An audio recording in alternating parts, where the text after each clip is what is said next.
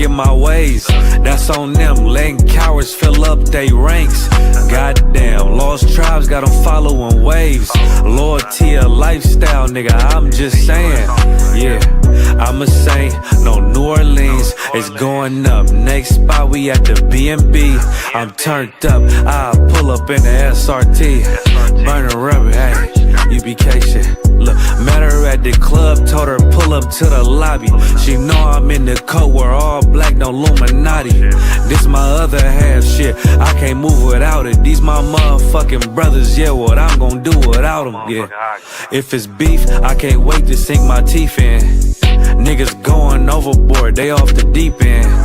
Why you tripping off that hoe? That's some weak shit. Told him put me in the game cause I love defense. Yeah, put me in the game, coach. Fuck you thought, he let his colors fly. He ain't cut, we cut him off. Yeah, bounce on, let my fringes swing. Yeah, I'm a dog, and she say she find me interesting. Yeah, want me to call, put me in the game, coach. Fuck you thought, he let his colors fly. He ain't cut, we cut him off. Ay, bounce on, let my fringes swing. Yeah, I'm a dog, and she say she find me interesting. Yeah, want me to call, I ain't gotta settle, I got options, ma. No, I stand on business, my name not Tazar. I'll pop you with this pocket rock. Feed a nigga shells like a taco truck. Hey, this bitch got sound effects, it go I ain't trippin', I'm no drink, got bottles in the room. I'm in Durham, North Carolina, bitch, it's 12 a.m. Look at them, they ain't none of us, and we ain't them. I told him, put me in the game, coach. Fuck you thought, he let his colors fly. He ain't cut, we cut him off. Ay, bounce on, let my fringes swing. Yeah, I'm a dog, hey, she say she find me interesting. Yeah, want me to call, put me in the game, coach. Fuck you thought, he let his colors fly. He ain't cut, we cut him off. Ay, bounce on, let my fringes swing. Yeah, I'm a dog, hey, she say she find me interesting. Want me to call, yeah, yeah. U.P.K shit, man, you already know what it is. It's the 55th annual Passover, man, turn up. We gon' do this shit the U.P.K way, not the other way. You hear me? Yeah, yeah.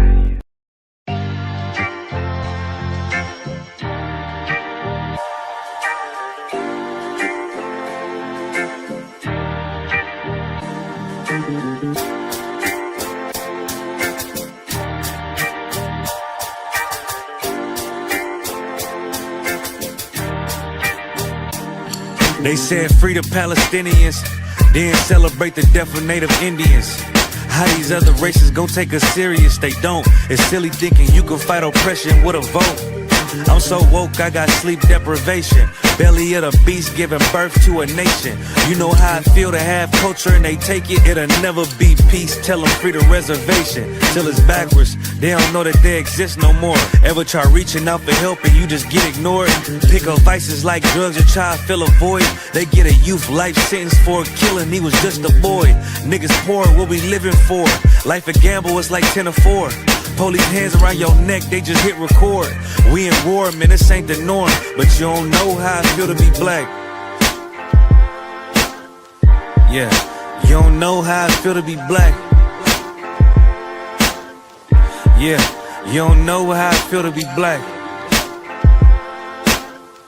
Yeah, you don't know how I feel to be black. Yeah, you don't know. Mama on the stage crying. She just lost her only son to gang violence. Pops level 4 yard talking through the vents. Have you ever tried to hug your loved ones through a fence? Have you ever been hated just because your skin? Have you ever worked all week and couldn't pay your rent? Life a trip, I'm trying to catch my balance. Every step feel like I'm walking backwards. Credit card, but God check the balance. I come from where it's rough, that's why my heart callous. They want you to fall weak, that's a war tactic. Look how we live, what's scary than that?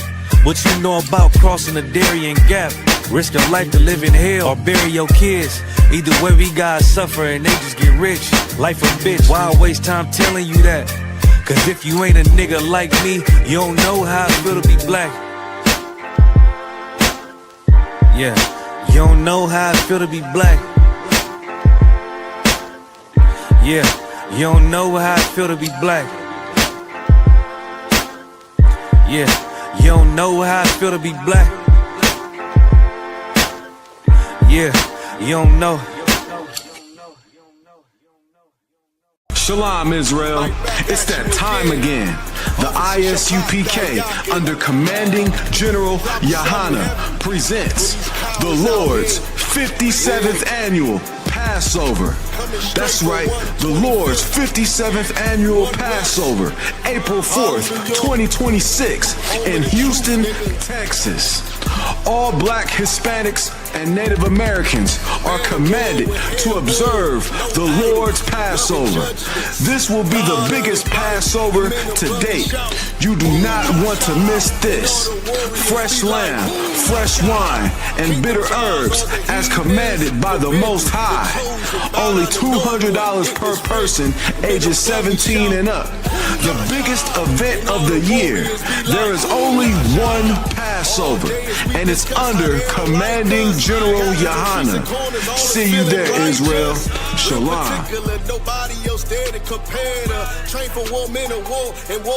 Hey, listen, brothers and sisters, man. If you like what you hear, hit the subscribe button, man. Subscribe to this channel. And also, please, go to isupk.com and pay your tithe. Drop me some cash so we can move around this planet like we need to, man, and do the things we need to do. Everyone west. Everyone west. Everyone west.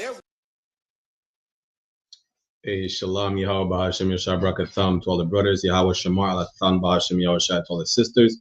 I'm Priest and Officer 500 Barak Yalla with the ISUPK, which stands for the Israelite School of Universal Practical Knowledge. Start out at 1 West 125th Street, Harlem, New York, under Commanding General YAHANNA. You understand?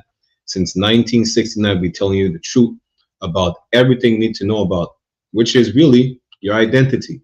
Because your identity with your identity comes a culture, knowing who you are, knowing what you should do, a code of conduct, right? And our people, so-called blacks, Latinos, and Native American Indians, have been so lost with no code of conduct and damn near like we have no morals, no sense of self. Why? Because we don't know who we are. That's why we gravitate towards, Christianity, Islam, all these different philosophies, religions, and dogmas. Why? Because we don't have something that belongs to us. Now, after years of research, come to find out that those people that are spoken of in the Bible is us. Our true identity is the real biblical Jews of antiquity, the 12 tribes of Israel, the Israelites. We are the real Jews, no ish. You understand? Contrary to popular belief, being a Jew is not a, some type of faith or some type of, belief or religion. Being a Jew is a bloodline. And these people over there bombarding Palestinians to smithereens are not the real Jews. They are imposters. They are thieves, and they stole our identity, our name, our land, and tarnished our reputation. Even the Bible says it. This is why y'all think that this is what you call a satanic symbol, when it's not. This is the signature of our king, King David, Dawada, which is what it means, David in the Hebrew. Magan Dawada, the shield of David. And it's so stupid for everybody to even call it a star, because even that's what they say in Yiddish. They say Magen David, which is literally the Yiddish version of Magan Dawada, meaning shield of David. So even they're so, this just further shows that they're imposters. Don't even know what they're saying. They're not even saying Star of David in Yiddish. They're saying Shield of David in Yiddish, right? The point is, we are the real biblical Jews of antiquity. And just like every Thursday evening, 5 p.m. Eastern Standard Time, we have the Brotherhood class.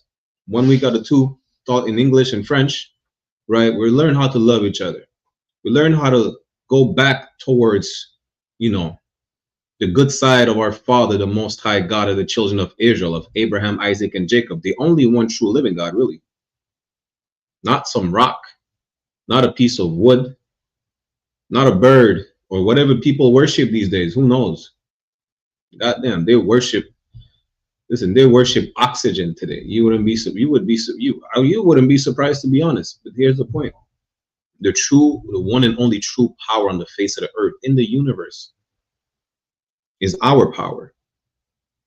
You understand? And tonight's class we're going to see something where, especially for y'all, well, for everybody outside the truth, and you conspiracy theorists and weed heads, this is especially for y'all, because our people make everything complicated. And you know what, Salakia? First and foremost, I would like to say shalom to everybody in the chat. You understand? My sister Nazama Yahweh Shema Thab Hashem Yahweh Shai. Good night. Officer Matabar right here. You know, Mosai in Christ. Hey, shalom say Bashem Shabbat Thab. You know, everybody in the chat pulling up. Shout out to all the brothers and sisters, right? Like, share the class everywhere, whether it's in your zone, not in your zone. Listen, you might find a brother or sister. You might find Naomi Osaka's cousin tuning in from Japan. Who knows? Just share the goddamn class. Push the truth, regardless. A lot of y'all on TikTok just watching cat videos and hamsters singing stupidness. Y'all can find like 2 seconds to just tap the like button and share. Show as much zeal in the truth as you showing zeal in watching dumb videos and getting high, right? Salakia, I'm gonna put the link right here in the chat. Officer Matabar is about to join us. Shout out to Officer Matabar, camp leader of Louisiana. You know, what I was about to say is this class is for a lot of y'all conspiracy theorists and weed heads and people who like to listen to Alex Jones and, you know, trying to make something even more difficult than what it really is. Shalom, Radamas 221. Yabashim Shabakatah if you're a brother, Yahweh Shema Allah Thaba Hashem Yahweh Shai if you're a sister. Things are more simple than what they are, really. And this is what the class is about. Topic of the class is Black Swan events or biblical prophecy. And I know a lot of y'all, what is he talking about? What is a black swan? Does that even exist? A black swan, like the bird? Let's see what is a black swan for you to understand the context of the class, right? And you're going to understand how really a lot of y'all are disrespectful children. Y'all are really disrespectful to a whole different extent. That's what in the Apocrypha it says, what's the point of having children if they don't even follow the Most High? You have ungodly children. A lot of y'all are really disrespectful. This is why the Most High is punishing us for a lot of y'all disrespectful ass children. You know, you have Officer Matabar in the building. I can't put him on the screen, but he's right here with us. Shalom, Shayab Bashin Shabrakathat. Whoever tuning in out of one. What's going on, man? You know, it's always a pleasure to be up here with you, man, when I get to catch you. It's always an honor to have you on. I don't want you already know. Everything going good. Oppression as usual, and we got to do the work until Christ comes back, and it's still not over. Damn right. Everybody, make sure y'all ready for that 57th annual Passover down in Houston, Texas, April 4th. Damn right. Y'all ain't got no excuse to not make it or pay your Passover fee. You know how I know you really don't have an issue paying your Passover fee? It's just $200. It's cheaper than the Jordans that you're gonna buy and mess up in a week. It's, you know, it's the same price as the weed that you buy all the time that you smoke in a week, in a day, and then go buy more weed for $200. How about you spend your money righteously into something that will give you life and not death? Think about it for a second. If you're able to think, that is.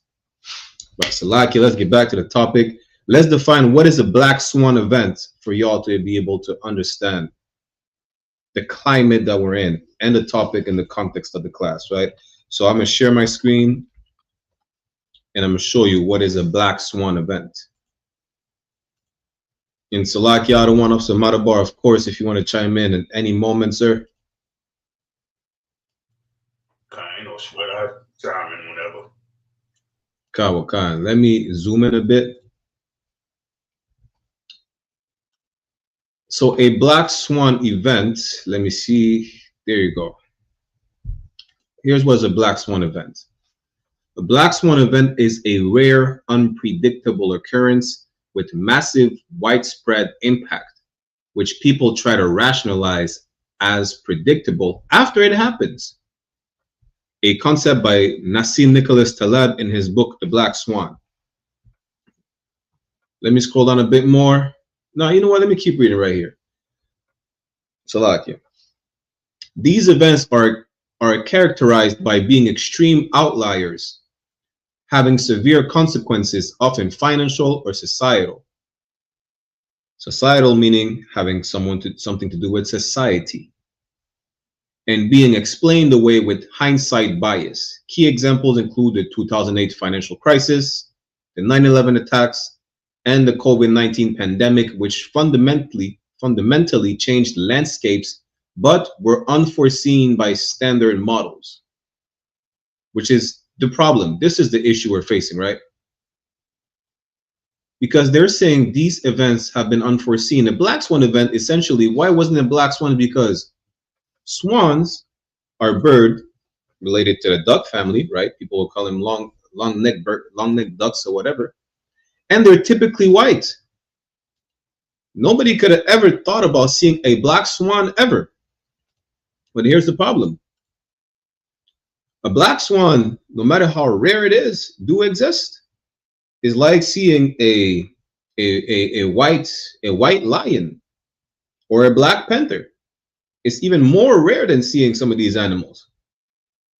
But some events that have been, occurring or about to happen around the globe are considered damn near non-existent, impossible to happen, such as World War III, such as a nuclear warfare, a race war, segregation, COVID, something worse than COVID.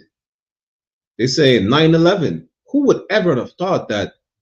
I remember as a kid, you just hear on the news out of the blue, what, a terrorist attack on US soil? Who would have ever thought that? Here's the problem. You put too much faith in your oppressor as opposed to the records your father gave you. This is the context of the class. Your God is the white man. Your father, like Christ told you, matter of fact, I'm going to pull up that verse. Christ told the Sadducees and the Pharisees that their father is the devil the Bible speaks of. Who was he talking about? He was talking about the white man. At the time were the Romans. You understand? And this is who your father is. This is who you put your trust in. This is who you don't question. The people who told you to drink bleach to cure yourself of COVID, you don't question that? Not even a second? And this is the problem. You put too much faith in our oppressor. All the faith we should have for our Father, the Most High God of Abraham, Isaac, and Jacob. We put that faith in our oppressor. And then we turn around and complain when, well, our enemy is lynching us. He's devouring us like the beast in the field that he is. Well, let me get the precept that when Christ told the Sadducees and Pharisees, they are of their father, the devil. Because this is who after whom they follow. This is the book of John, chapter 8, verse 44. Ye are of your father, the devil. We don't just, call our oppressor the devil because, we're at odds with him. No, because we don't call the Arabs the devil. The Chinese are not the devils. You understand? The Caucasian race is the devil the Bible speaks of. The Ishmaelites are the wild men the Bible speaks of. The Moabites or the Chinese are the washpot the Bible speaks of. Well, guess what? The Edomites, the children of Esau, the Caucasian race, whom you call white people today, are oppressor. The oppressor of oppressors are the devil the Bible speaks of. Devil meaning deceiver. He's the lie on the face of the earth. You understand? And just for you to abandon more and more, or to deviate your your mind from going back to your records, which is the Bible, they're gonna come up with terms such as the Black Swan event, conspiracy theories, knowing that all these are biblical prophecy. All these were prophesied in the Bible, in your records. Why? Because you are in captivity and the Lord will deliver you again, like he did time after time. But just like he did in Egypt, this empire must fall and burn down to the ground by the way of plagues, by the way of natural disasters. Job, what is it? Job 18 and 11 or 11 and 18, don't quote me, says terror shall be on all of his sides. Then we see what just happened in Australia. That's in the Bible. It is not a black swan event where out of the blue, people just grab firearms and start shooting at a crowd. It's not a rare occurrence. Whether it's in or outside of, whether it's in or outside of America, Salaki. You understand? Every single, how you call it? Every single, let me call it a branch. Every single branch of these conspiracy theories is in the Bible. It's just biblical prophecy. All these are parts of the downfall of this empire in order for you to be free. Why must this empire come down to the ground? We're going to finish the precept, but why must this empire come down to the ground in order for you to be free? Because if you study history, right, this empire, which built itself on the foundation of the Greco-Roman Empire, which built himself on the foundation of the Egyptian Empire, of the Babylonian Empire. Listen, every empire built itself off of the foundation of another empire, which is wicked. It all had you in captivity. The Bible tells you you're not supposed to build on the foundation of another man. Well, guess what? Our empire won't be built on the foundation of Esau's empire. This disgusting and wicked empire. That's why it must be, eradicated from the face of the earth. That's what the Bible says. But we won't do anything. We'll just sit and watch and go back to the ways of the Most High. You know what we'll do? We'll stop smoking cigarettes. We'll stop being whores. We'll stop being all sorts of nasty sexual deviants. We'll stop being criminals. As this empire falls down, we just go back into following the Most High again. Because that's all we have to do. And that's all we ever had to do. But let me go back to the precept and finish it. John chapter 8, verse 44. Ye are of your father, the devil, which is why you believe in all these conspiracy theories, which is why you believe in these black swan event and trying to rationalize every single one of them. COVID happened. Why? Because of the 5G towers or some nonsense like that. Where's the next conspiracy theory? Apparently Trump wants to bring the 6G towers. Make it make sense. The white man told you the mark of the devil is a chip, and you're watching this class on an electronic device which has a chip. It's 2025. Whether or not you have a smartphone, you have a chip in your household because you probably have a home phone. I don't know how old you are. You have a TV, it's still black and white. Guess what? There's components of that chip, of that mark of the beast. You see how dumb you sound? If you have a credit or debit card, you have a chip regardless. You understand? The problem is that as opposed to listening to the reasoning of your father, the Most High God, you listen to the reasoning of your father, the devil. Let me keep reading. And the lust of your father you will do.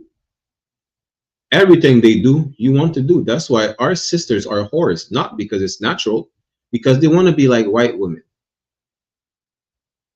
It's as simple as it is. Martin Luther King was a sexual deviant because he wanted to be like the white man, with the white man's trophy, a white woman by his side. I keep mentioning this book. Y'all go read the book, Black Skin and White Mask. I don't know how many times I read it. It tells you how our people, well, it's really more focused on the Caribbean islands. But when you read it, you can see it applies to our people, the 12 tribes. How our people trim their ways, like the Bible says. That's how you understand. This is biblical. our people trim their ways to be like their oppressors on all levels. Doesn't matter if you're a Christian, you're going to bend to Christianity for what? To follow the Arabs who had you in slavery as well? So like it, sir. No, I say, God, you right what you're saying. They trim their ways because next week or the week after they about to get ready to celebrate Christmas. Good night. But they gonna lie and say a goddamn deceiver came broke in their house and left presents for everybody. Like you gotta lie to your children and tell them that a so-called YT man left them some gifts. You won't even take credit for your goddamn self. That's how brainwashed you is. That's how stuck in serving your oppressor you is. That you gotta lie to your kids. But then you turn around and tell your kids not to lie to you. And the water other one. Yeah, this is how crazy it is. Because I forgot I was about to mention that too, other one. Damn. I taught a class last Saturday on the community center in Uptown in my city. How are you going to reject the Bible saying it's a wise man's book, but you turn around and celebrate Christmas? You understand? The Most High told you don't celebrate Christmas. The white man tell you celebrate Christmas. Matter of fact, let's hold on John real quick. Let's go to I'm gonna show you what you are when you celebrate Christmas, right? And you trim your ways to please your oppressor. Which one it is again? Let me show you 1 second. Bear with me, Baba Kushat.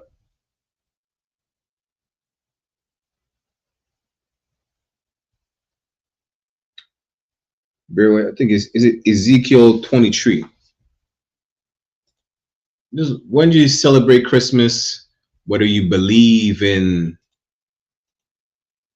everything that our oppressor tells you, you understand? I'm going to show you the state that you're in, right? It's Ezekiel 23, verse 37.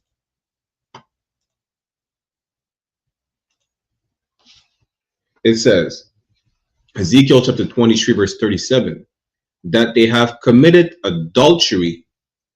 It's talking about you following your oppressor's ways. It don't matter if you're the dogma. It don't matter if it's eating unlawful food according to scriptures. You know, joining the military. All of your oppressor's ways. Going against the Lord for what? To follow Alex Jones telling you about the Black Swan event.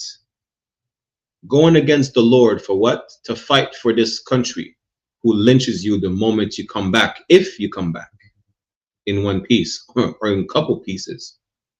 They'll still find a way to lynch you, even if it's by whatever arm you have left. You understand?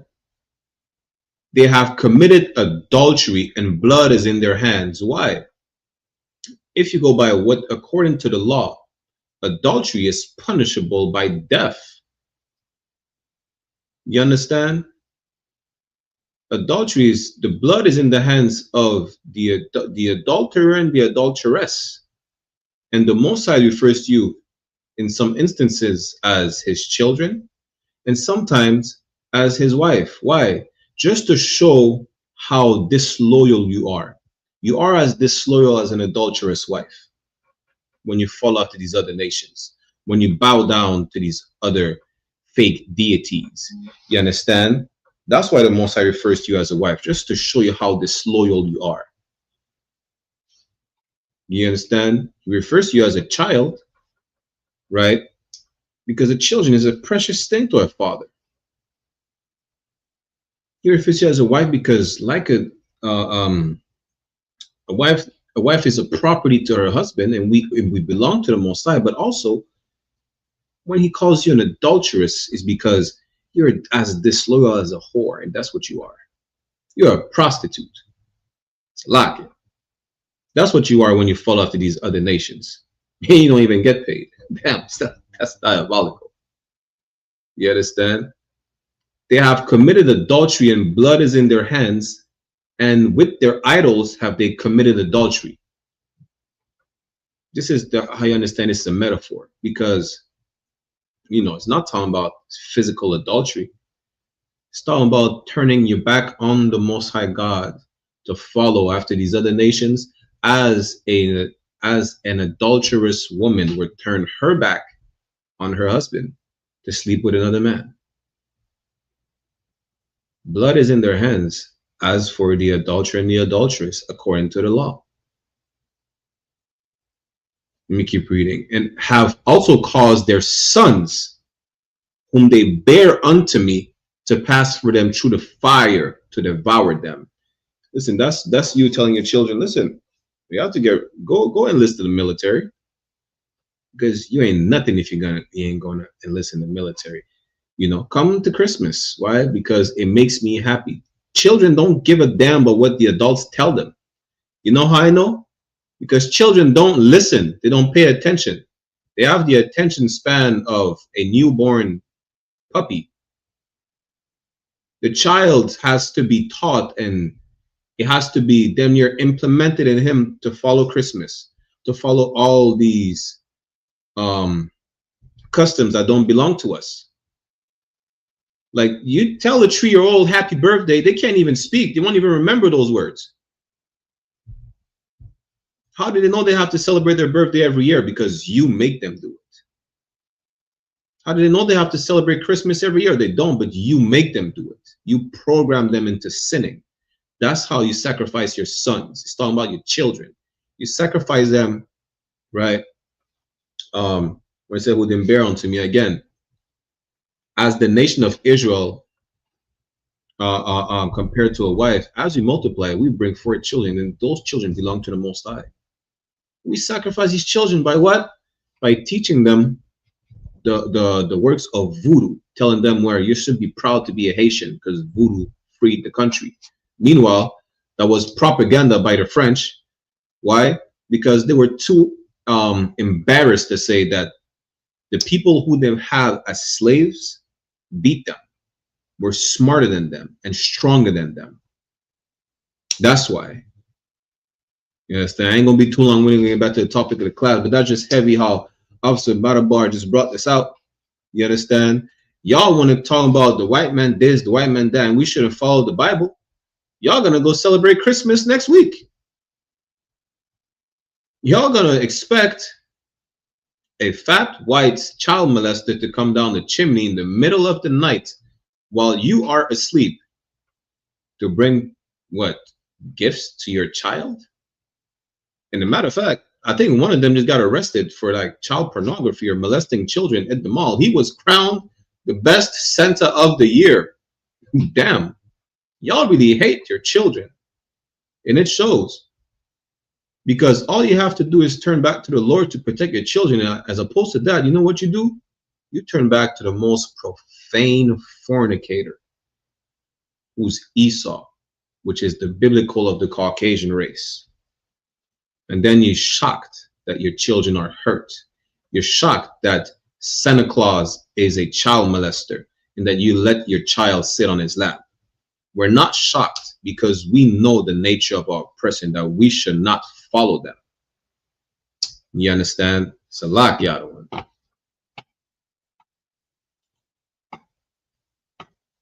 Let's get back to it, right? Again, Christ was telling the Sadducees and Pharisees that they are of their father, the devil. Why? The Most High gave you the blueprint, but you reject this blueprint. That's why we're destroyed. Hosea 4:6 says, we're destroyed for lack of knowledge. We reject the knowledge. We're destroyed because we don't actually read the Bible. You know what you do? You just listen to the preacher sing. You listen to the preacher sing, and he puts autotune, and you see some curvy women just gyrating around the church. Now you're hypnotized, and they have hats with feathers. You know, it's a vibe, and they use certain, what you call it again, certain musical frequencies. That's a true thing. Look it up. It's science. This is how you feel so happy when you hear Christmas songs. It warms your heart. They use certain tones in the music just to warm your heart, to be like, yo, you know what? It's that time of the year, right? Spooky season, they play spooky music. In the church, they play rainbow music and stripper pole music. You know how I know? Because some pastors don't even have first ladies no more. They have first men. Some pastors transition. I don't even know how you can transition, but that's the term they like to use today. And all of them sleep with your wife in the church. And don't even get me started on what they do to the children. But everything, the church don't follow the Bible. If they did, they would not commit all these sinful acts. But they do, which shows that they don't follow the Bible. You know what you do? You don't follow the Bible. You reject it because of the indoctrination of the church. You refuse to follow the Bible for those who say, well, we should not follow the Bible. It belongs to a white man. The only reason you think it belongs to a white man because the white man told you so. That's why we need to finish the verse, John 8:44. Our oppressor, who is the devil the Bible speaks of, lies about everything. What makes you think he didn't lie about the Bible? John chapter 8, verse 44. Ye are of your father the devil, and the lust of your father you'll do. He was a murderer from the beginning, and abode not in the truth. The oppressor lies all the time. Trump said, drink bleach. You will cure yourself of COVID. In a way, he was not wrong. But guess what? You will cure yourself of the breath in your lungs. You will cure your life out of your body too. That's how you're going to cure yourself of COVID if you drink bleach. You're going to die. You're going to kill COVID and yourself. Salakia. The devil the Bible speaks of told you drink bleach. You'll cure yourself of COVID. The devil the Bible speaks of saying Venezuela is at fault for all the fentanyl in the US. He didn't even say the cocaine. And even that would still be wrong. And guess what? Our oppressor is such a devil. Trump said, not only is Venezuela at fault for all the fentanyl in the US, which we know is a lie, after he said that, he classified fentanyl as a weapon of mass destruction.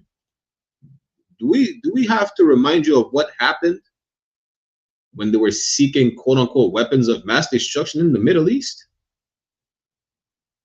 I'm not a conspiracy theorist, and I do not believe in black swan events, but I know that my oppressor is the devil the Bible speaks of. They will find any excuse to invade another nation, especially if it's ours.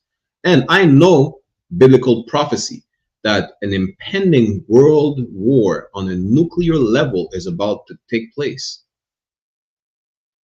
How do I know that? Because I follow the blueprint that was provided to me by my forefathers. You understand? Let's finish the verse. Because there is no truth in him. When he speaketh a lie, he speaketh of his own. Good night. Should we say more? What will make you finally realize that you should not listen to what white people say? White people, I tell you, they are indigenous to Africa. The Africans invaded Africa. How does that make sense? White people literally said that. Here's a whole clip we mentioned on our show, 1 West Ground Zero with Officer Adiyar.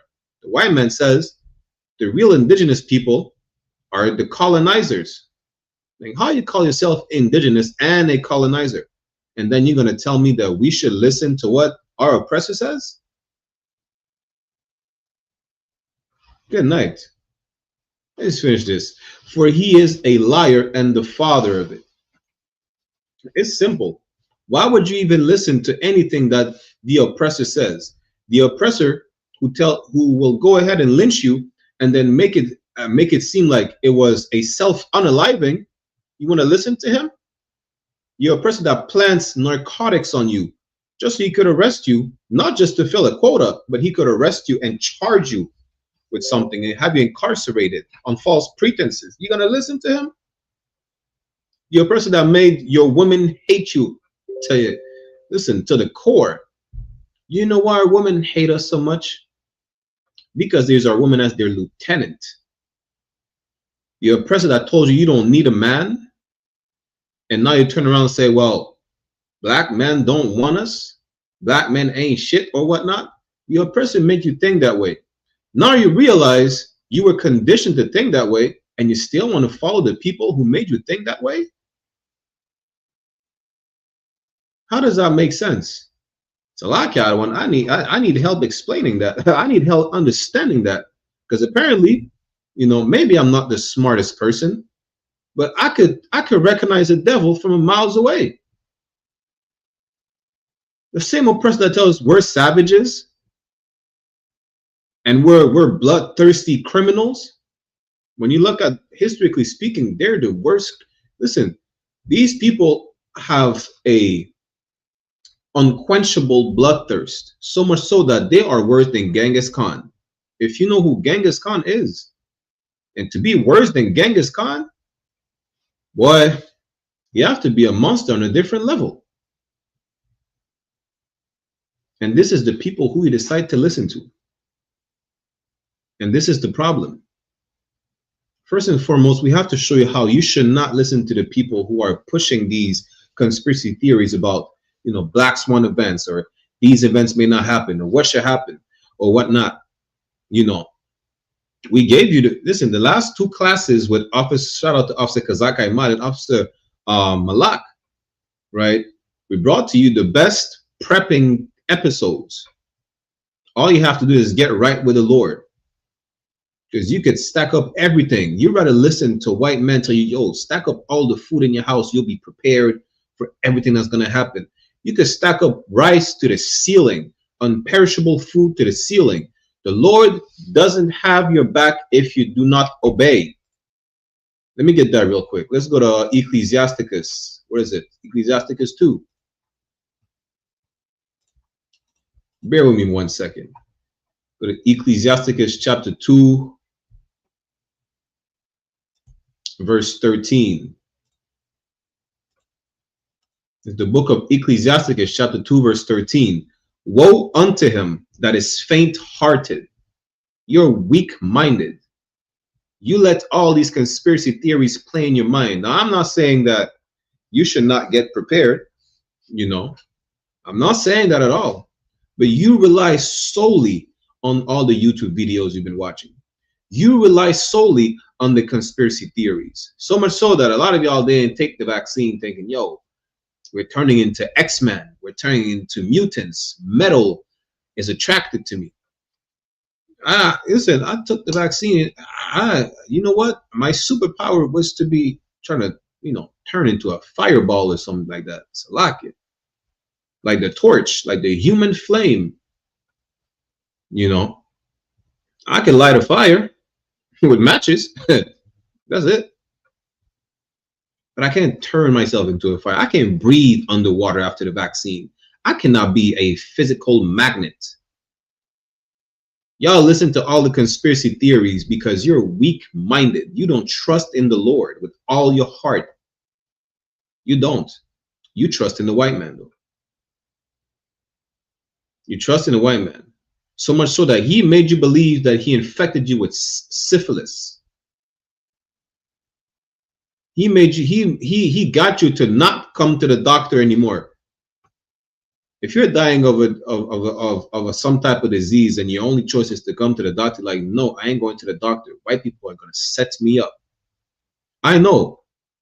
I'm a French Benjamite. No French Benjamite trusts going to the doctor. After we got poisoned by the French, you know, and we have the highest rate of prostate cancer in the world, a French Benjamite will tell you, I'm going to eat grass before I go to the doctor. I have, what is it? I don't know. I have eye cancer or something like that. I'm gonna dip a hot, I'm gonna take a washcloth or some compress, right? I'm gonna take a gauze, dip it in like hot lemon tea and press it against my eye, and I'm gonna get rid of the cancer. I kid you not. That's Benjamites. That's West Indian people. Why? Because our oppressor pushed so much fear in us that we think he is God. We don't trust anything that is not black. Well, what is black? The Bible is black. That's what you should trust. God is black. You don't want to trust anything because it's not black. You know? Listen, which is so hypocritical because y'all don't even trust each other in the first place. Well, guess what? God is black. The Bible is black. Christ is coming back. He's black. You know how I know I know Christ is black? Because he's been saying he ain't back, but he ain't back yet. The white man is always on time. That's how you know Christ ain't white. The white man is always on time. The white man is early, double time. Christ will be back. He will deliver you from your chains and your captivity, and it's going to be a horrible sight to see. Even though we're going to be free, we're going to rejoice. Have you seen like live casualties in front of you? Watch the movies. Imagine in a movie you see like bodies separated or whatnot. I don't know, horror movies, war movies.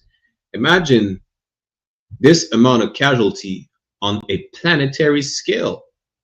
You think it's not going to be horrible? A lot of y'all are going to be traumatized, even though y'all free. You know? But that's the point. You listen to white people too much.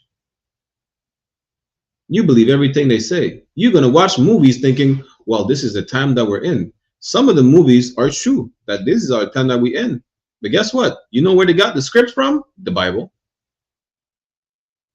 The Bible is the greatest movie script on the face of the earth, and the only truthful one.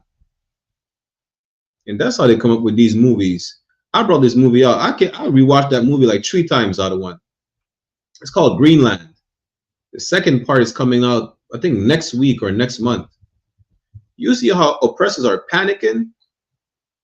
And all these movies go together. The Purge, Greenland, The Day After Tomorrow, all these apocalyptic movies, the end of the world movie.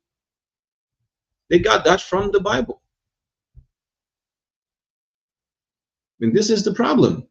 They're using your records, and they tell you to not use your records. This is how our oppressor knows his time is really short. You know, and you know what he does, knowing that his downfall is about to happen. He's making sure he's bringing you down with him. That's it.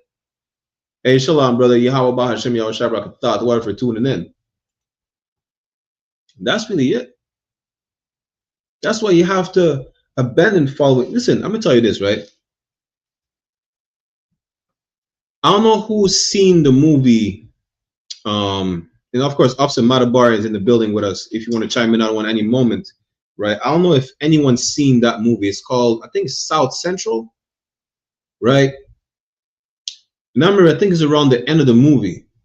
The kid has 2 choices: to listen to his dad to tell him to do the right thing, or to listen to the friend of his dad to become a gangbanger. You understand? We're the people that, and when you look at it, the dad was the right path to follow. We don't ever follow the right path. And that's our oppressor right now. That's where we are. We're that kid, even though in the movie, the wrong path to follow was not an oppressor, but it was a brother that definitely followed the example of the white man. The point is this: we're that kid at a crossroads right now. It's either we go on the right path to follow the right way, to be in the light, which is life, or we go down the wrong path and we end up dead. It's that simple. You know, you have 2 choices: to either follow or listen to the white man, his conspiracy theories, or to follow the Lord. Let's get back to the verse. Ecclesiasticus 2:13. Woe unto him that is faint-hearted. You will be destroyed because you're weak-minded, because you're afraid, because the white man comes out with all these conspiracy theories and make you believe all types of nonsense. A lot of y'all joined the military talking about, yo, we're gonna go to war and then we're gonna get ready to get to war in space. Yeah, y'all getting ready to go to war in space for what? For what? You know? Because the white man told you he's expecting an enemy that is not from the earth. He literally said that. I think, what, Ronald Reagan said that? I forgot, one of the presidents said they're waiting for an enemy that is not on the earth. Y'all training day and night. Y'all training day and night, but y'all will not win this war. The only way to be on the winning side is for you to come back to the Lord. Woe means death and destruction. That's what it means. Because you're too weak. And the problem is, you don't realize how weak you are. You know why? Because you trust in the white man's military parade. That's what it is. The white man makes a show of power and you trust, you know, his military assets. You trust in the show of his artillery. It don't matter whether it's brand new artillery or not. It don't matter if it's sophisticated, old school, or AI. That's what you put your faith in. You know, now come to find out, the Lord don't give a damn about that. You think Christ is going to show up with a bazooka and an M16? Christ is chopping these heads off. Old school. He's cracking the sky with 200 million nigga angels. Think he gives a damn about a 45? Christ trusts in the Lord. He's showing us the right way to do the thing, to do the right things, which is just trust in the Lord. Woe unto you that is faint-hearted. Again, we're not saying don't get prepared or whatnot for these famines that are coming, you know, but what are you going to do? Stack up the food to the ceiling. You may have all the food in your house, and guess what? Because you don't trust in the Lord will not protect you from the thieves. They're going to come and rob you. Let me finish that real quick. For he believeth not, therefore shall he not be defended. The Most High won't defend you. It says the Most High is a buckler to those that walk in his way. A buckler is a shield. Shield is defense, protection.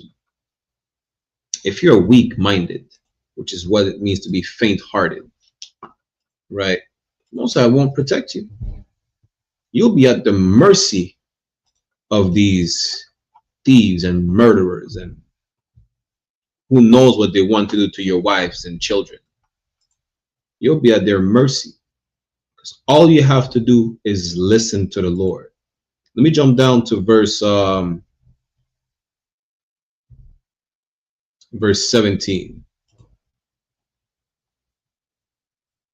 Ecclesiasticus chapter 2 verse 17. They that fear the Lord will prepare their hearts. If you fear the Lord, which is to follow the law, right? You'll prepare your heart, not the one that's beating in your chest cavity. It's not about your mind. So when you're faint-hearted, it's your mind, you're weak-minded, and it's the same. When you have a dark heart, you know, you have a bad mind. You have a, what did it say? A cœur de pierre. How do you say that in English? Cœur de pierre. Damn. A heart of stone. That doesn't mean that your heart is physically granite. Your heart is not a sediment. It just means that, you know, you're like a brick wall. You're harsh. You may need to show more compassion. That's what it means. So it's not a literal heart, but you will prepare your mind if you fear the Lord, because you know what comes with disobeying the Lord. And if you don't know, well, you should be in these classes right now. You should come learn what happens when you disobey the Lord. What happens is you need to come to class because you don't know that you should follow the law. You don't know brotherhood. You were robbed of your identity. Why? Because you did not fear the Lord, and he did not protect you. He let these nations enslave you. It's tough love, but it had to happen so we could learn our lesson. Just like, listen, you tell your kid, don't play with the fire, and then you see him playing matches, they're like, oh, I told you many times, don't play with the fire. The moment you get burned, hey, Lord be with you. It's like it, you know. You keep reading that they that fear the Lord will prepare their hearts and humble their souls in his sight. You don't be boasting about, you'll humble yourself. You don't be boasting about, yo, none can happen to you or whatnot. Listen, the Lord will bring you up and reward you just like he could bring you down and test you. You just pipe down, Relax for a second. Just be humble. Be glad that the Lord has, listen, especially in the time that we're in right now, in this grace period, be glad and thankful. The Lord has mercy on you. You understand? Be glad and thankful that you get another chance. Don't be like, well, I came into the truth. Now I'm saved. The Bible don't even say that.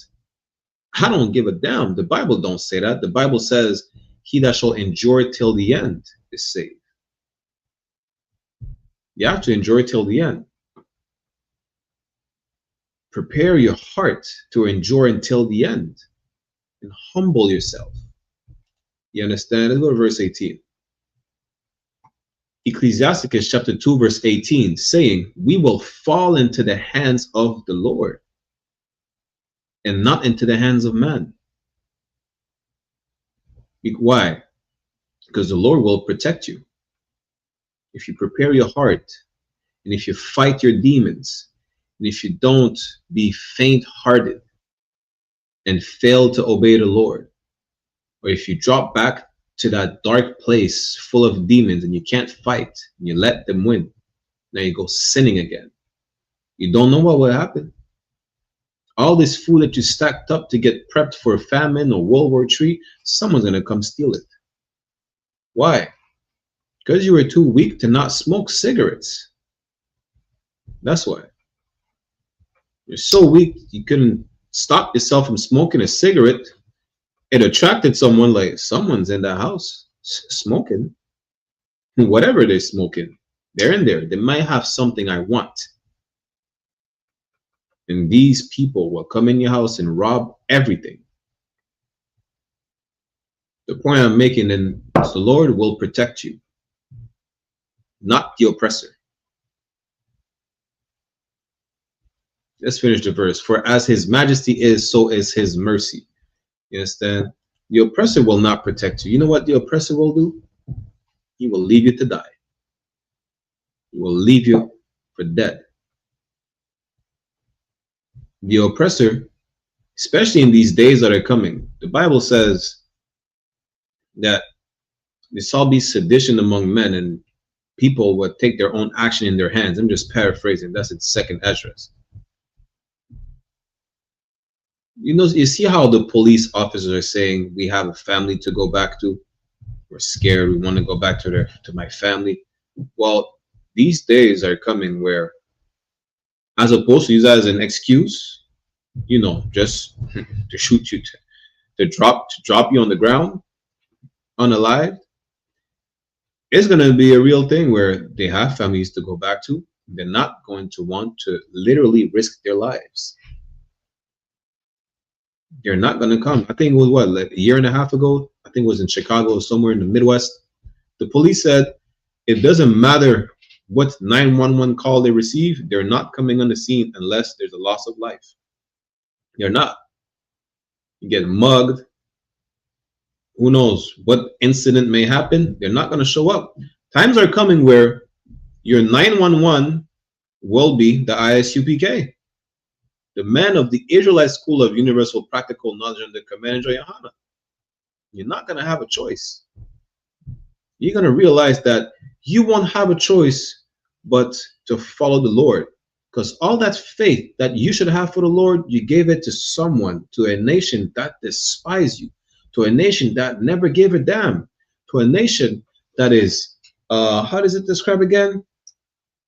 A fearful nation that has no regards for the old or the young. That's what you're doing. This is who you trust. So who you want to listen to? You know, ask them what's about to happen. Ask them what's the next so-called Black Swan event, because I can show you right now what's about to happen. I'm gonna show you right now. Let's go to it's like, what is it? It's in Zechariah. Is it Zechariah? Let's go to Zechariah chapter 2, verse 7.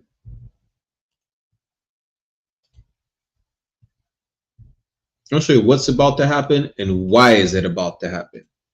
And also Joel chapter, what is it? Joel chapter 3. Joel chapter 3.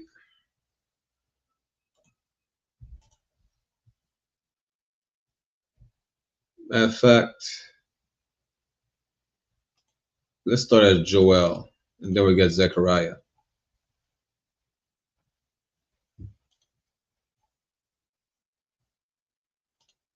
Joel chapter 3, verse 1. For behold, in those days, meaning in the days that are coming, right?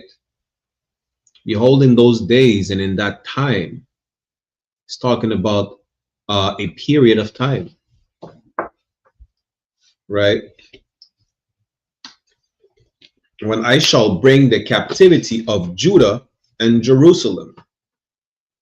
For those who may ask, why is it talking about Judah and Jerusalem? Because after the kingdom split, after Solomon decided to sleep with white women, Africans, Asians, the kingdom got split in two because he had interracial relationships, which is forbidden according to the law.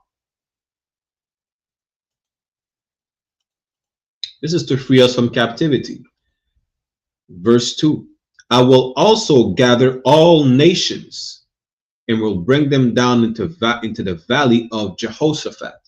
Where is that? That's in like southern, in the southern part of the state of Israel today, somewhere around that, right? This is why everything you're seeing right now is happening. This is where the final showdown will be. This is why over there it's like the epicenter of the conflict. Why? Because this is where the final showdown will be. Everybody will be over there. You understand? Just so we could be freed from our captivity. This is not a Black Swan event. This is a prophecy for World War III. That's prophesied in the Bible. And I'm going to show you nuclear war in the Bible. All these that you would call Black Swan events, that you would call conspiracy theories not likely to happen, are biblical prophecies. Russia taking back Ukraine was prophesied thousands of years ago. Before your great grandmother was in chains.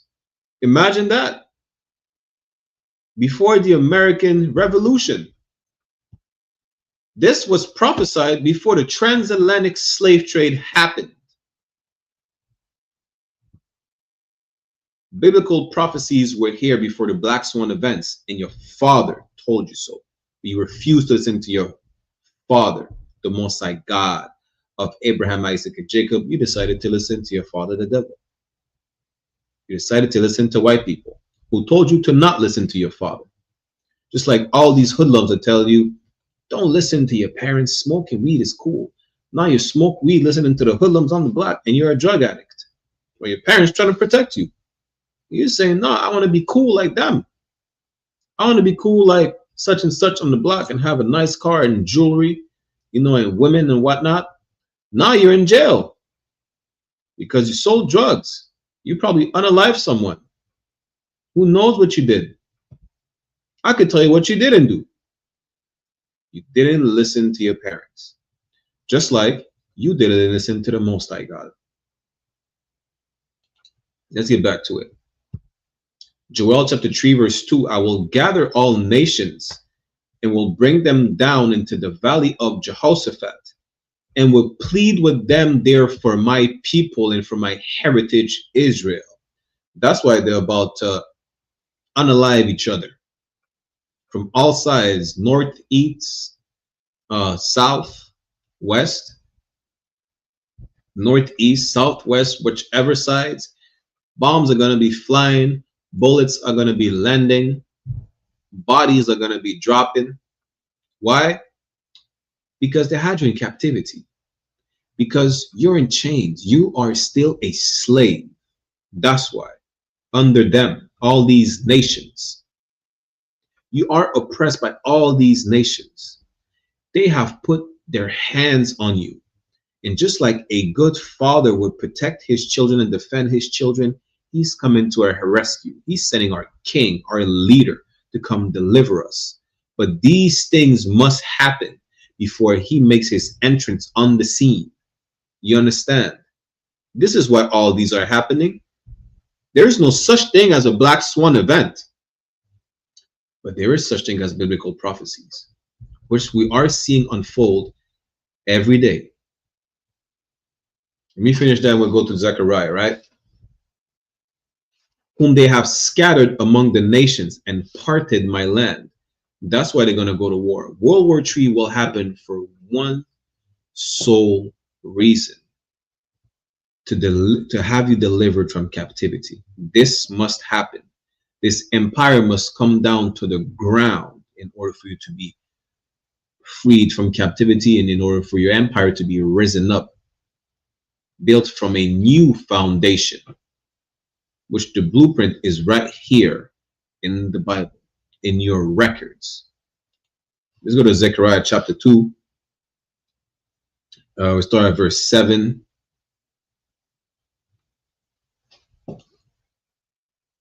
Zechariah chapter 2 verse 7. Deliver thyself, O Zion. Another name for the nation of Israel, that dwellest with the daughter of Babylon. Why are we dwelling with them? Because we're captive under them. You know the daughter, who's the daughter of Babylon? Babylon, which was the capital of the Babylonian Empire, which is the capital of our oppressor's empire right now.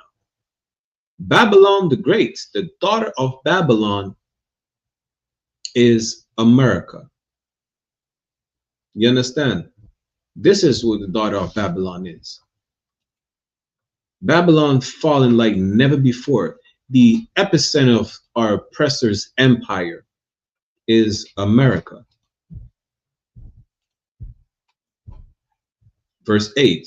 For thus said the Lord of hosts, meaning the Lord of armies. Why? The Lord is a man of war, the Lord of hosts. And you think I would trust the white man's army when my God is the Lord of hosts? My God is the Lord of armies, and I would have to, put my faith in an army that he could obliterate at a snap of a finger, as opposed to him? I would have to put my faith in an army that was created as opposed to the creator? Make it make sense. So like it. Zechariah 2 and 8. For thus said the Lord of hosts, after the glory had he sent me unto the nations which spoiled you. All these nations which rob you till this day. That's what being spoiled is. They spoiled you. They robbed everything from you. They stole your people. They stole your culture. They stole your women, your children, your land, your language, your identity.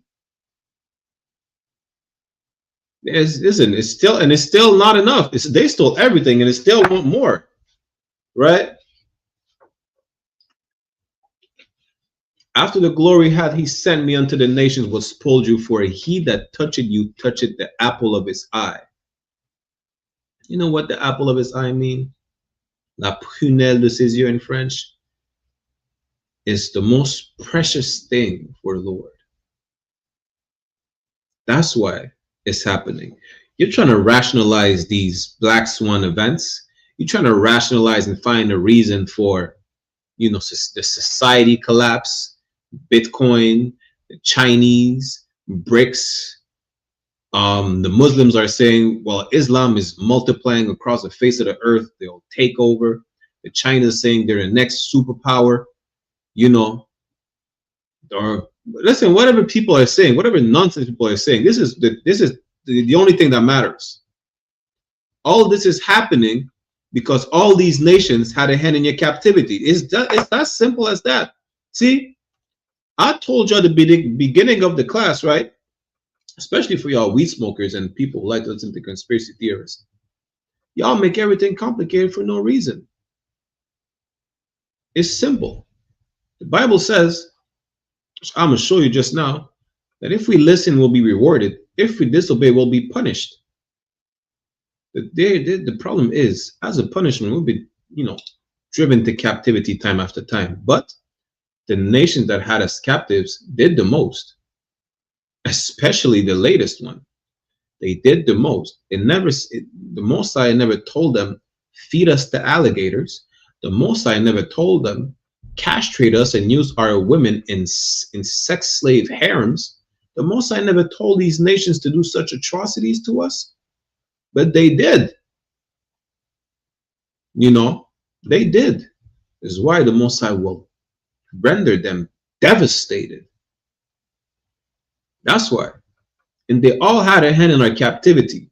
None of these nations will be spared. None. You understand?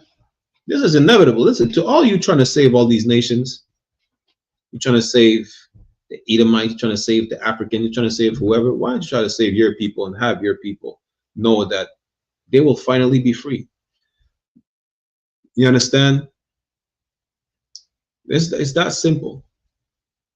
This is the only thing that matters, right? That you obey the Lord. Because the only reason you're in the predicament that you're in is because you disobeyed the Lord. That's it. Like, it's not a quantum scientific equation. It's not. You obey, you're rewarded. You disobey, you're reprimanded. How is that not simple? Let me show you. Deuteronomy chapter 28, verse 1. Then we'll go back to Zechariah, right? So Matabar is back as well. Deuteronomy chapter 28, verse 1. And it shall come to pass, meaning it shall happen, if thou shalt hearken diligently unto the voice of the Lord thy God, to observe and to do all his commandments, which I command thee this day. This is especially for y'all Christian, right? You will only get rewarded if you obey all the commandments, not just the one you feel like are not done away with, because none of them is done away with. You hypocritical Christian who obey and listen to white people. But that's besides the point. The point is this. This is what happens when we obey. That the Lord thy God will set thee on high above all nations of the earth. Pretty self-explanatory, right? You obey, you get rewarded. With what? With dominion, rulership. That's what. What happens if you disobey now? Verse 15. Deuteronomy chapter 28, verse 15.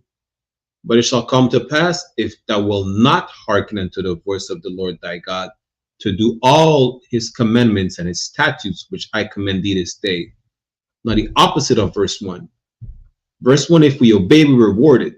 Verse 15, if we disobey,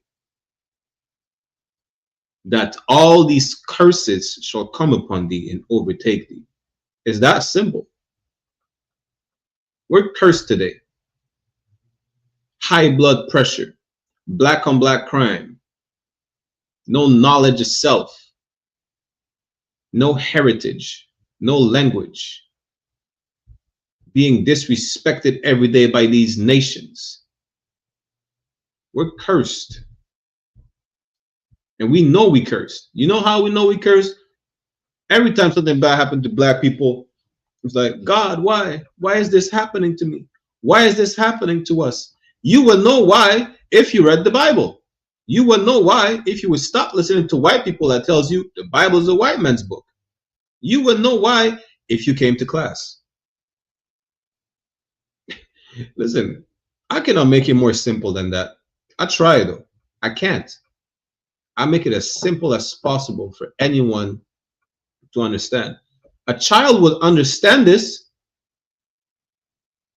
Guess what? We're the children of the Lord. You should be able to understand that. But you refuse to. Because, and I don't necessarily blame you at all, oppression is bad and does a number on us like it's unbelievable. A lot of us come from different walks of life, have been through all types of things in our lives, you know. So I don't want to say from the most minor things, because you don't know how it affects a person on an individual basis, but I know how it affects a nation. You know, a lot of us need hours, days of counsel, which is what the men of the Lord is for. You know, not to shade anything that any brother or sister is going through, right? But a lot of y'all reject the knowledge. You would rather live in your pain than be free. You'd rather be in chains in your pain than be free. You don't want to free yourself from the pain. A lot of us seek more pain because, you know why? It makes them feel alive. It makes them feel like they're feeling something. It's damn near like getting high. That's why some of y'all don't even get high. You just get tattoos all over your body. And like the pain, to endure the pain. You can't get over life without the pain. Well, guess what? In the I.S.U.P.K, we feel the pain of our people every day, and we endure it till the end. We feel your pain. Whatever you went through, we feel your pain. And we know why it happens. This is why we have these brotherhood classes, to let you know, listen, there's a solution, that you should not get high. Who told you to get high to mask your pain? You're gonna get high, you're gonna forget about the pain. The high is gonna come down, you're gonna feel the pain again, and then you need to get even more high, to the point where you build up a tolerance for whatever narcotic you consume. Now you're consuming more drugs that are, you know, are more addictive than the other. You spiral down to where you can't get back up anymore, and now you're dead. When the Israelite School of Universal Practical Knowledge, we love our people so much, we don't want you to die. We don't. If we didn't care, we wouldn't even have these classes. We wouldn't go to camp. We wouldn't have conversation with brothers and sisters in the streets every day. Whatever things they went through, you know, from all walks of life. It don't matter if they're in the ghetto. It don't matter if they're from the suburbs. It don't matter if they're celebrities. You think Kanye, they went through some abuse or some type of trauma? You think we care? There's no respect of persons. It don't matter. You're my people. You understand? And I'm not gonna reject you coming to class, having a conversation with you, you know, or showing you brotherhood. Why? Because you're a millionaire? Damn, I forgot one. What's the precept again? I forgot. It's in the New Testament about the rich man with a ring and a garment or whatnot. You know, we're not respect of persons over here. You can come Kawakan, throw out of here. You know, I think it's in James somewhere. I'm gonna pull it up in a second, but the point is, listen, you're a what's a brother name? Listen, I don't even know. The homeless brother I don't know that I may see tomorrow in the street, you know, struggling like never before. I'm gonna be as much as a brother to him that I would be to, who knows, Jay-Z. I'm gonna be a brother regardless. You understand? Because we love our people. We love our people so much. We're giving you the truth. Because without the truth, you're going to remain a slave. And that's the problem. You don't even know you're a slave. Let me get to what is it, Luke? Christ have to show the disciples, listen, y'all are slaves. Y'all don't even know. That's the problem. A lot of us don't know we're slaves. Now it's John 8:32. It's a lock here. Go to John chapter 8. We're going to get back to Zechariah in a second. It's John 8:32. Christ said this, and ye shall know the truth, and the truth shall make you free. Knowing the state that you're in today will make you free. You understand? You won't be shocked. Sir. Is it James 2:1-7? Is that the one you talking about? Yeah, I think so. Let me see. James chapter 2. Kawakan, sir, Kawakan. I'm gonna pull that up real quick in a second. The water, the one. You understand? If you are a slave, you won't be shackled. If we tell you the truth, you won't be shackled in your mind no more. This is why. Do you know how liberating it is to say that the white man is the devil the Bible speaks of? It's not just, oh, it's a racial issue, black and white people. We're slaves to these people. Imagine in 1492 being able to say that.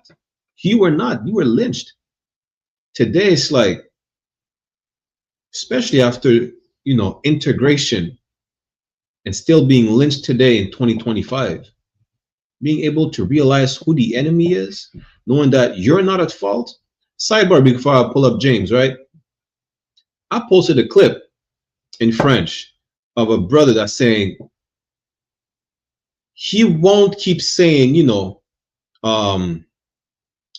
fuck les béquets or whatnot. Béquets is a slang in Martinique and Guadeloupe for the oppressor, the white man, right? He won't keep saying F them or whatnot, or he don't like them. He won't keep saying that. Even though it's the truth, we know what they did to us. He's not going to go back to it because a lot of the fights he had was amongst his own people. So I said, well, they're at fault for us turning against each other. One brother said, you know what, you're not wrong, but we have to look at the reality of it. We keep fighting each other. And he's not wrong either. But the problem is, the reason why you're coming back to me with that answer is because of the white man. The white man is responsible for everything. And this is what we don't understand. We're to a point where Commander General YAHANNA said it best. Right? I'm just going to paraphrase what Commander General YAHANNA said. We're conditioned to the point where we make ourselves the scapegoats. We blame ourselves for everything. For black on black crime, for the drugs in our neighborhood, even though we don't bring it in, we're not the one bringing in the guns. We're not the one bringing in the drugs. But we blame ourselves for everything. And even though we know the conditions that were set around us are not by us, we still going to blame ourselves. This is why it's so important for you to be able to say. Say it right now. As you're watching this class, say it with me. The white man is the devil the Bible speaks of. It'll make your teeth whiter. You won't even have to go to the dentist no more. It will get rid of cavities. You might grow. Listen, you're toothless. You're going to grow some teeth back. Say the white man is the devil the Bible speaks of. In French, in Spanish, in English. Blanc maintenant c'est diable. L'homme blanc est le diable dont parle la Bible. El hombre blanco es el diablo que habla la Biblia. Say it in Portuguese. Hombre blanco é o diabo. Just say it. It will be delivering yourself. Because now you have to start examining. Why did I say that? What does this devil mean? Why did I say that? Is he really the devil? Is he not? Because I know some good white people. I know you know some good white people. The one that made sure that weed is legal for you. Yeah, they're good white people, right? The one that you befriended in jail, who probably are the reason you're in jail in the first place. I know they're good white people. Your white girlfriend's family, who make black jokes all the time. They're not bad white people. They just make black jokes, right? Muhammad Ali said he's not going to try to figure out which snake is venomous or not among like a group of like 10, 20 snakes. He's just going to shut the door to make sure whatever is bad doesn't come to harm my people. I'm paraphrasing. You understand? If you don't know the truth, you're going to remain a slave. You're going to keep believing in these black swan events. You're going to keep rejecting the Bible, which is not a white man's book, which is even more diabolical. I ain't gonna reject the Bible and say we shouldn't read the Bible. It's a white man's book. How many of y'all niggas read The Art of War and they ain't complain it's a Chinese man book? What's the thing again? Y'all disgusting, nasty. I forgot what's the thing called. But y'all read all types of things. Y'all don't even reject the Quran. The Quran is not a black man book. Damn. Imagine that. Y'all are hypocrites. The point is this. You made yourself to be a hypocrite because you were conditioned to reject everything that belongs to you. Everything. For an example, you're conditioned to reject, I don't want to say good music. I'm going to say like lyrical music where you talk about oppression, right? And you're made to accept the next Chief Keef, the next, what's the little nigga name in Memphis? Pooh Shiesty. You know that the lifestyle they're rapping about, I'm not even talking about the fact whether it's fictitious or not, that behavior does not come from us. Didn't we know we adopted that gangsterism lifestyle from white people? Listen, my dad used to tell me when, and my cousin, they were younger, it's like they see, like a big phenomenon was Scarface. After Scarface, everybody wanted to be Tony Montana. Everybody. Scarface was, damn, a movie about some Italian portraying to be Cuban, right? Smuggling all the cocaine in the world, made us want to start selling all the cocaine in the world. That behavior is not our behavior. Homosexuality is not natural behavior to you. Or as a matter of fact, any sexual deviancy. Being a whore is not, natural behavior to you. Listen, everything that's black, we reject. And we accept everything that is not. And the number one thing that is black that you reject is the Bible. But so let me go to James real quick. We're getting short on time. Get to James and then go back to Zechariah. It's the book of James, chapter 2, start at verse 1. It says, my brethren, have not the faith of our Lord Jesus Christ, the Lord of glory, with respect of persons.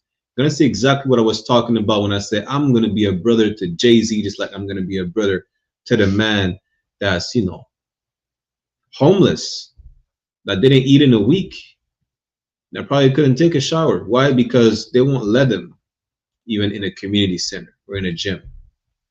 Now, I'm giving you an example because I've seen it. It happens. Verse 2.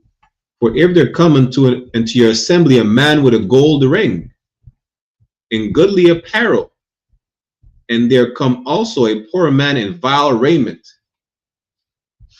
If Jay-Z comes to class right now, if who else?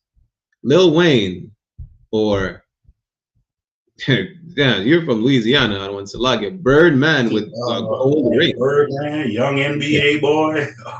Yeah, all these cats with diamond rings, VVS diamond on their ring, their ears, their teeth, right? If they come in class right now and I see the neighborhood crackhead, just picture that. That's what James 2:2 is. Picture that, right? In the same setting. Are you gonna be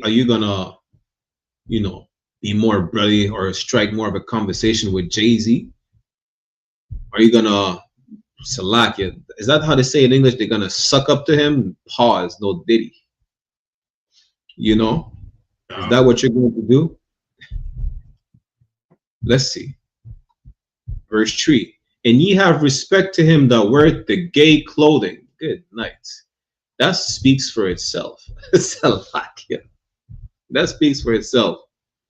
Now, for those who don't know, before the Rainbow Mafia abducted the rainbow, and the word gay means something happy. That's literally what it means. Right? And say unto him, sit thou here in a good place, and say to the poor, stand thou there, or sit here under my footstool. So are you going to treat Jay-Z or Birdman better than the neighborhood crackhead who's coming to class, who's coming to the Passover? Are you going to offer Jay-Z, put Jay-Z on a pedestal and gave him a chair to sit before the other brother? Or tell the brother that he can't sit? Why?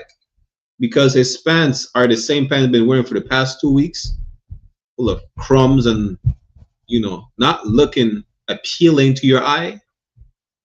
Because that's really what it is. You know, it's appealing to your eye. You like, it's just like seeing a man in a suit and a brother coming from the hood with baggy jeans and baggy clothes.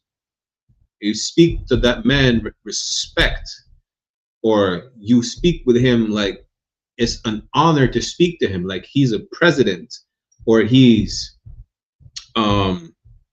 you know, a chief of nations or whatnot. And you speak to the brother from the hood like he ain't shit. That's really what it's talking about. Respect of persons, which we don't have in here. Everybody's welcome to class. If you are Black, Latino, or Native Indigenous descent from your father's side, of course, same as the Passover, all the feast days, the cookouts we all through the year. You understand? Let's see, we read more. Verse 4. Are ye not then partial in yourselves, and are become judges of evil thoughts? That's you, because you know what? Salakia. We close that. You know what? You're going to be, what is it, partial? Be biased. That's what partial is. Because when you're impartial, you're unbiased. Salakia. You don't pick a side based on what is more appealing. You know? Salakia. You understand? Just because the brother looks broke, listen, Christ didn't have a job. Damn. Christ is a carpenter and he didn't have a job. He's doing the work of the Lord. He didn't have what we call a slavery. You know? Christ was described as not even appealing to the eye. And are you gonna offer a chair to King Saul as opposed to Christ? Matter of fact, would you had sided with King Saul or David? David was homeless and on the run with a price on his head. King Saul was the king. You know, over here, it's not about being. Oh, so lucky. You want to chime in, other one? No, I said right. If I don't know if you can, but I had sent you a few videos on Messenger. Showed for this. I don't know if you could play them. Like one of them 9 minutes, you ain't got to play the whole 9 minutes. You could probably get it at like the last minute and a half marker, but just to show what our oppressors gonna do.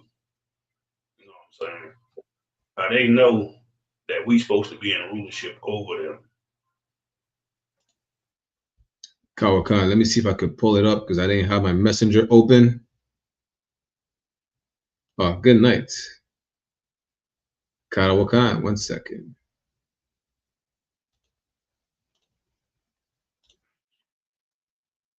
I'm gonna save it literally for the last segment, just for time's sake, out of one. But Most High in Christ, good night. Y'all are not ready for this. Give me one moment. Brace with us. Bear with us 1 second. Baba Kusha. You understand? Over here again, we have no respecter of person, meaning You're not going to be looked at in high regards just because you're a Jay-Z and you have a gold ring on your finger. It is real gold and diamonds. Who cares? You probably eat pork. You're definitely a homosexual. I'm not talking about him specifically, but you're a sinner. You know, the brother is probably just hungry. He's down on his luck, but he's righteous. But the thing is, right, what makes you better than the brother that you don't know nothing about? That's like these purple churchgoers, purple sodomites. They're saying they don't feed the homeless. The purple sodomites, they wear purple and gold. They say they don't feed the homeless. You know, I think they say what? Because they're sinners or something. Listen, we feed everybody. Wow, so like you. Khan. That's just like the Christians. They all talk about they love Christ. Oh, we love Christ. We love God. But then you shit on your own people. Damn right. Like this was a behavior that was taught to you by your damn oppressor to not care about your people, but they care about their own damn people. They make sure they provide for the people that's part of their nation. They so-called YT brethren and sisters. They look out for them, but they tell you don't look out for your own people. You got it. Imagine that. You understand? That's the point, that there is no respect of person when you come in here. You're treated like everybody else. You understand? Don't try to Salakia. Don't try to be like, well, I should be treated better than this brother. I have an 800 credit score. I don't care less about your credit score. Who gave you that credit score? The white man whose economy is about to crash anyways? Are you serious? The point is, there's no respect of person over here. You get treated just like every other brother. You know, and both of y'all should come to class. Whether you're broke, whether you're rich, from old to young, it don't matter. Christ said he wants everybody. He's waiting for us. He's waiting for everybody to come back. Let me get 2 Peter real quick, chapter 3. We're running short on time, and I want to get back to Zechariah real quick. Right? 2 Peter chapter 3, verse 9 says, the Lord is not slack concerning his promise, as some men count slackness. Listen, he's not like you. He's not a procrastinator. Most I didn't forget. He knows he's going to send Christ. He's not a procrastinator, unlike you who say, well, I'm not ready to stop smoking. Listen, as you watch the class, put the blunt down. As my captain would say, stop sucking on blunts. Good night. Shout out to my captain, though. But time to change is right now.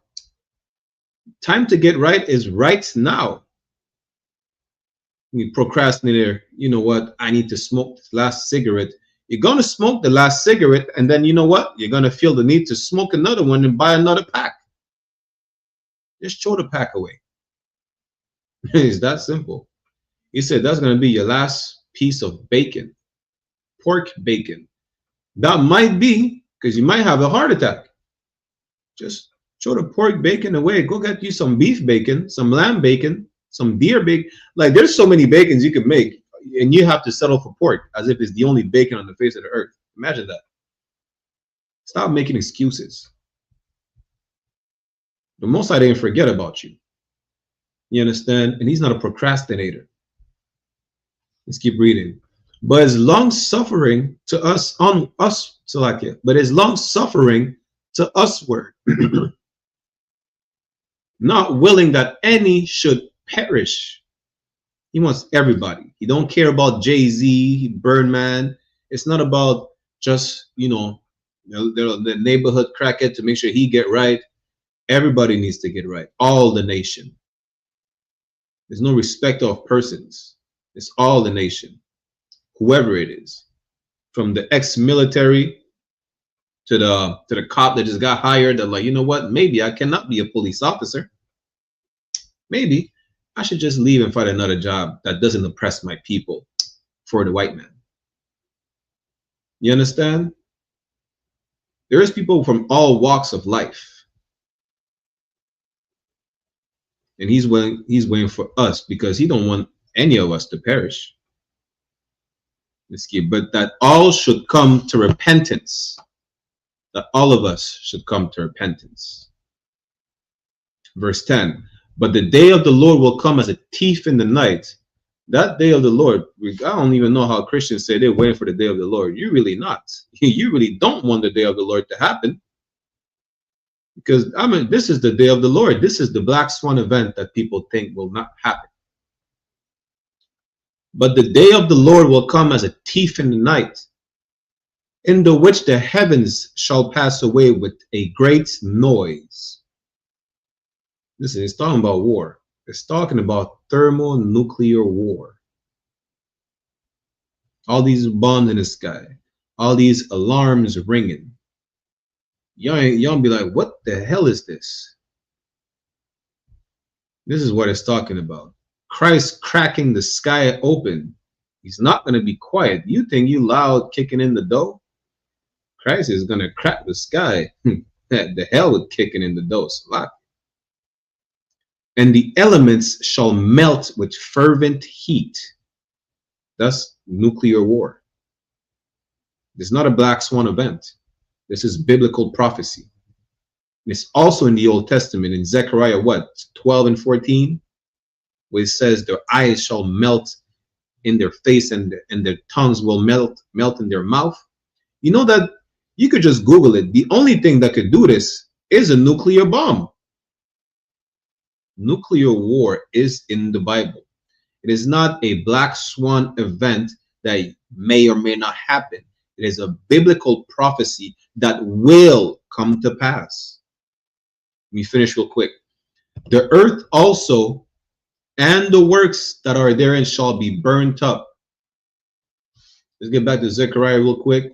And this is why it should happen. This is why it will happen again.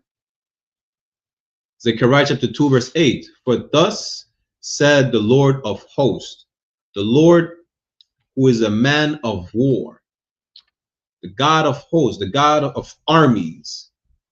You understand?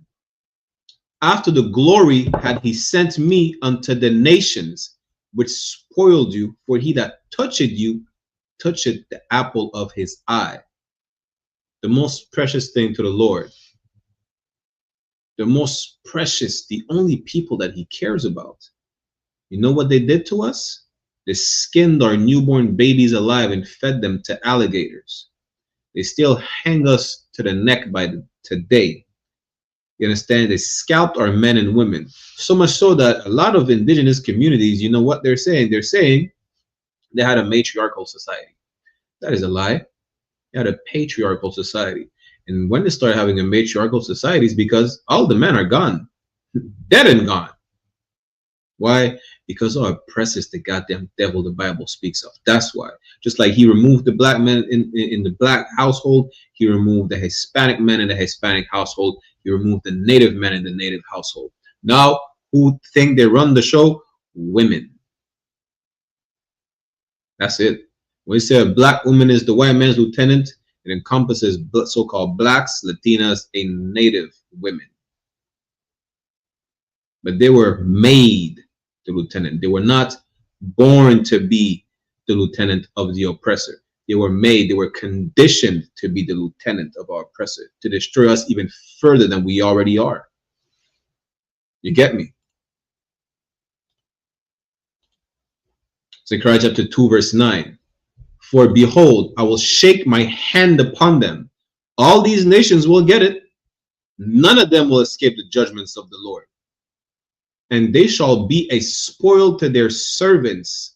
And ye shall know that the Lord of hosts had sent me.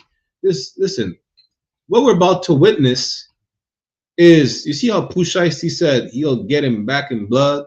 The Most High will get him back in blood, because the blood of his people has been shed by every single nation on the face of the earth. We will witness that this is the doings of the Lord. Every nation will be that, well, I used to worship a rock. I used to worship an elephant. I used to worship a frog or a cat. Now I'd be like, well, it was all made up. This is the one true God, the one and only living God. And he's the one doing this. He's the one that's responsible for this. And guess what? They're going to know that it's because of what they did to us. And there is no denying that the God of Abraham, Isaac, and Jacob, the God of the nation of Israel, is the one and only true living God. Sheba can do this. Allah can do this. Caesar Borgia, who you call Christ, who's an imposter, the white boy in your church, cannot do this. The nigger God can. It's a lock. We're running short on time. We're gonna start right here for time's sake. We might do a part 2. You know the class. The next will be in French, right? Make sure y'all click on the signing and sign out links. But we'll show you, right? Officer Matabar sent me a clip which we'll play just now. This is future of these nations. Let me share my screen.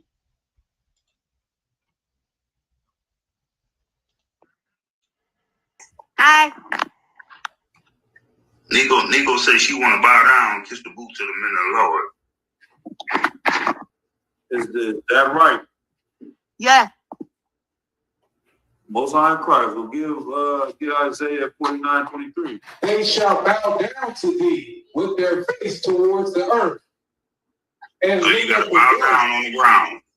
Yes, sir. Let's make sure we can see. You show the angle. Okay, yeah. Take a seat. Oh.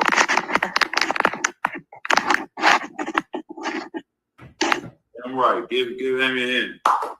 All right. And what should I do? and lick up the dust of thy feet. So imagine you got boots in front of your face right now. Yes, sir. We can't be there with you physically. So imagine that we there. And lick up the dust of thy feet. Man, most High Christ. You can get it up into another level, Officer Matabar. The Lord is down to thee with their face towards the earth. Now, Mikey, you said you're willing to do it.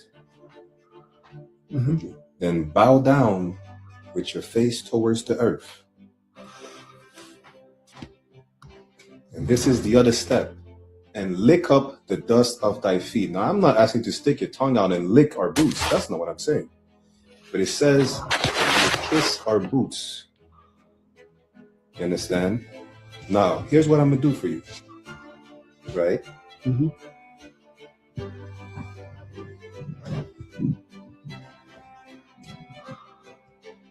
Would you kiss the boot of the descendant of the slave that your people had in chains? Yes, sir.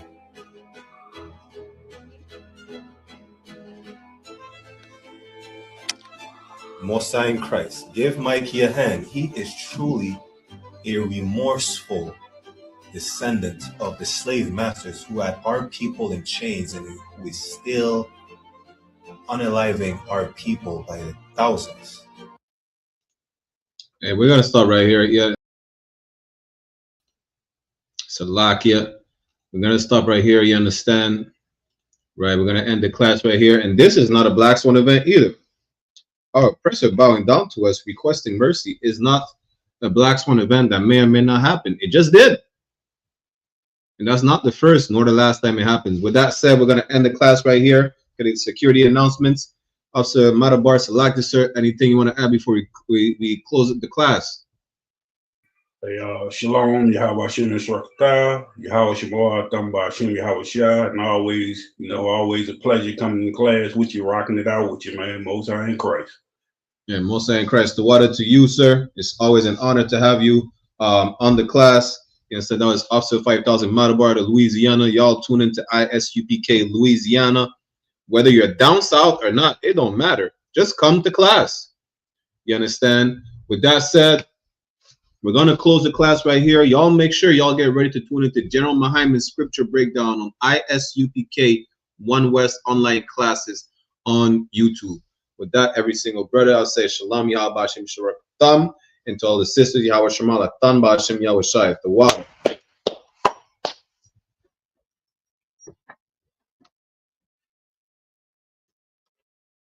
This is the ISUPK security announcements. We are the I.S.U.P.K. started out of 1 West 125th Street, Harlem, New York, under Commanding General YAHANNA. Rule for new brother and sister. When a new brother or sister comes into the school, they're off limits for 6 months. They're to be saluted only. They're here to shed themselves of the world. If they need transportation, the teacher will arrange it. After 6 months, if a brother or sister has an interest in a particular person, he or she must get permission from the head to speak to a brother or sister. There is another 6 months in which the brother and sister will court each other. After the 6 months period, the brother and sister will get permission from the head to marry. Tithes, which is a commandment, which is in Numbers chapter 18, verse 21, and Malachi chapter 3, verse 8 to 10. Means tenth in the Hebrew, ma'ashara. 10% of every penny of any increase the Lord gives you, give to the Treasury Department or teacher. Priest fund, free will offering for priests, not mandatory, whatsoever amount you like. Upcoming Holy Convocation, we are currently in the 8 days of the Feast of Dedication, which is Hanukkah, right? Which started on Sunday, the 14th of December, 2025, for a span of 8 days. You can read more about it in the book of 1 Maccabees in the Apocrypha, chapter 4, verse 52 to 61. Reminder to all Akim and Aquatian to check the bulletin board in the hallway of their school, and if anyone wants to be a trooper in the school, to start wearing all black, boots, shirt, pants, headband, scarf. With that, so we give a courtesy salute to the brothers and a courtesy salute to the sisters. Mina visual imagine, which means to stand. We'll give a courtesy salute to the brothers. Mina visual imagine Shabbat. Imagine, Barak, Yahweh Bahashem, Yahweh Shai Brakatham. Mean Yahweh in the name of Yahweh Shai bless y'all. Yajamata, which means hands down.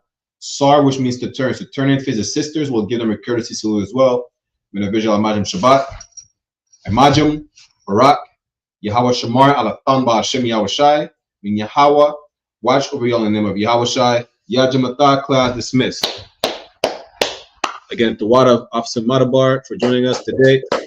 We'll be back next week. Israel, Shalom. Check me out, dog. Roll the window up, man. The water.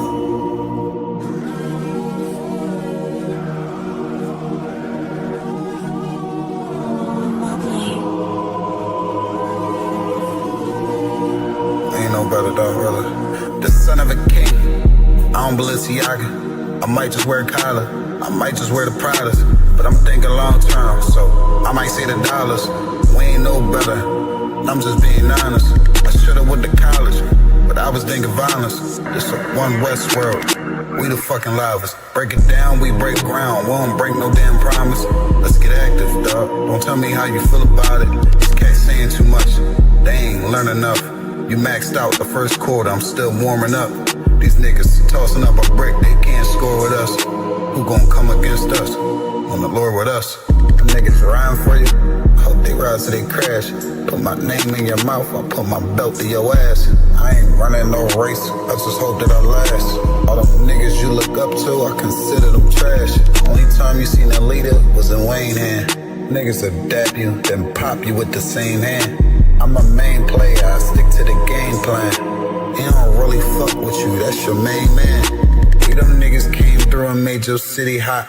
Yep, said he in the field, but he really not. And I ain't casting no stone, I just let him rock. And that's the kind of story they gon' read about. But if it's war, it ain't no tapping out. Grip still heat, spit like a dragon mouth.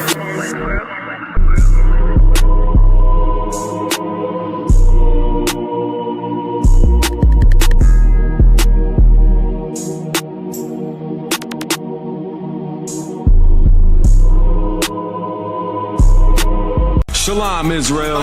It's that time again. The I.S.U.P.K. under Commanding General YAHANNA presents the Lord's 57th Annual Passover. That's right, the Lord's 57th Annual Passover, April 4th, 2026 in Houston, Texas. All black Hispanics and Native Americans are commanded to observe the Lord's Passover. This will be the biggest Passover to date. You do not want to miss this. Fresh lamb, fresh wine, and bitter herbs as commanded by the Most High. Only $200 per person, ages 17 and up. The biggest event of the year. There is only one Passover, and it's under Commanding General YAHANNA. See you there, Israel. Shalom. Nobody else there to compare to. Train for war, men of war, and warlike apparel. Hey, listen, brothers and sisters, man. If you like what you hear, hit the subscribe button, man. Subscribe to this channel. And also, please, go to isupk.com and pay your tithe. Drop me some cash so we can move around this planet like we need to, man, and do the things we need to do. They're one West.